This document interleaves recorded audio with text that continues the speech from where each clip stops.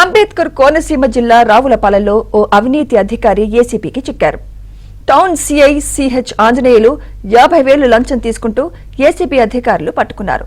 రావులపాలెంకి చెందిన కొంచర్లపాటి లక్ష్మణరాజు అనే వ్యక్తిపై రౌడీ షీట్ ఓపెన్ చేయకుండా ఉండేందుకు సీఐ ఆంజనేయులు 50,000 లంచం డిమాండ్ చేశారు. దీంతో బాధితుడు ఏసీబీని ఆశ్రయించారు. బాధితుడి నుంచి సీఐ ఆంజనేయులు 50,000 లంచం తీసుకుంటుండగా అధికారులు రెడ్ హ్యాండెడ్ గా పట్టుకున్నారు.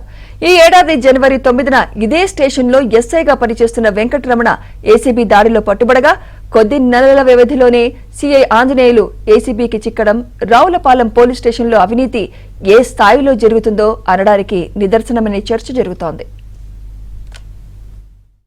ఏ స్థలం అయితే పట్టుకున్నారో ఆ స్థలం తనకి యజమాని కుర్చీలపాటి లక్ష్మణరాజు ఉన్నాడు. ఆయన కంప్లైంట్ ప్రకారం ఏంటంటే కొంత డబ్బులు ఇచ్చాడు. మళ్ళీ అది కాకుండా ఇంకా 50,000 ఎక్స్ట్రా డిమాండ్ చేశారు. దేనికంటే రేపు పొద్దున్న ఛార్జ్ షీట్ అది పెట్టినప్పుడు హెల్ప్ చేయాలని, తర్వాత ఏంటంటే షీట్ అది ఏమైనా ఓపెన్ చేయకుండా ఉండాలని చెప్పేసి డిమాండ్ చేశారు. ఆ డిమాండ్ ఏంటంటే కంటిన్యూస్గా డిమాండ్ చేయడం వల్ల ఆయన ఏసీబీని ఆశ్రయించారు.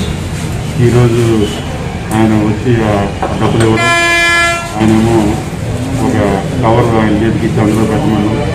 తర్వాత మేము వచ్చి అది రికార్డ్ చేయడం. ఎంత డిమాండ్ చేశారు? ఈ కేసు సంబంధించి